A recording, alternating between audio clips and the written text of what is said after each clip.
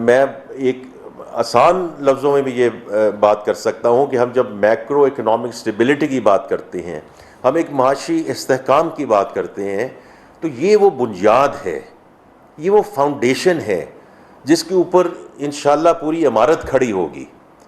کیونکہ اگر بنیاد ہماری کمزور ہو، اور میں اس کو ایک اور لفظوں میں بھی کہتا ہوں basic hygiene, macro economic stability is basic hygiene.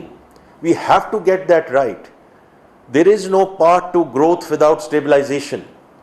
اور ہم یہ دیکھیں، یہ چیزیں کر کے دیکھ چکے ہوئے ہیں کہ جیسے ہی ہم کہتے ہیں کہ نہیں جی ہم آٹومیٹک سوئچ چلائیں گے، اسٹیبلائزیشن سے گروتھ کی طرف جائیں گے، 4% سے جیسے ہم اوپر جاتے ہیں، because the D N A for economy is import led, we get into balance of payment problems, اور اس کی وجہ سے we again then have to go and ask for external help.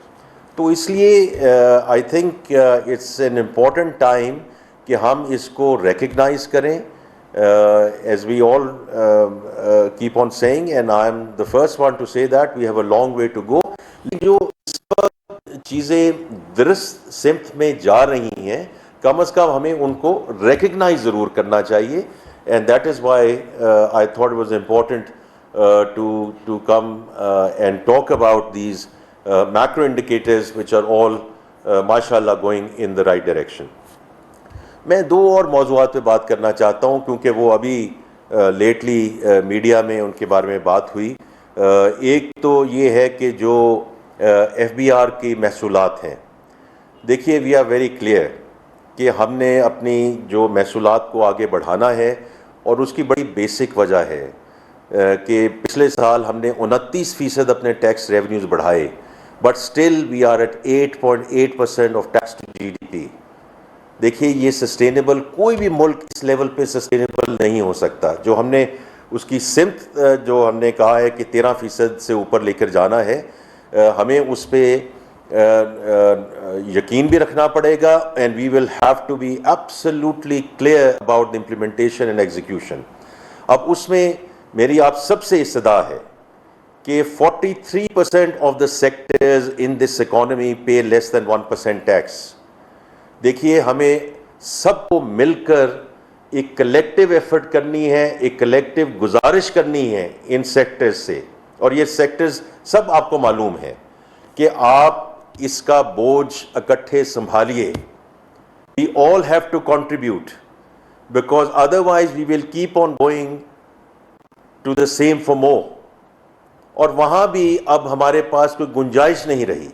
جو تنخواہ دار طبقہ ہے، جو مینوفیکچرنگ انڈسٹری ہے، they are already paying way above what they are contributing to the GDP.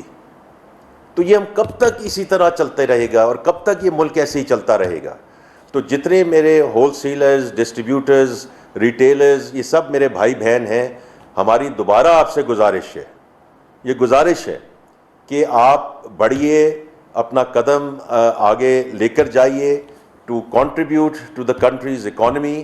ہماری طرف سے جو بھی چیز ہو سکی جس میں ہم آپ کو کوئی سہولت فراہم کر سکیں، سمپلسٹی لا سکیں، وہ انشاءاللہ ہم آپ کے ساتھ پہلے بھی انگیج رہے ہیں، اب بھی انگیج رہیں گے. آپ کی جتنی بھی ایسی جو مشورے ہیں ان کو ہم نہ صرف دیکھیں گے، ان کو ہم بڑا سیریسلی ریویو کر کے ان کو امپلیمنٹ بھی کریں گے.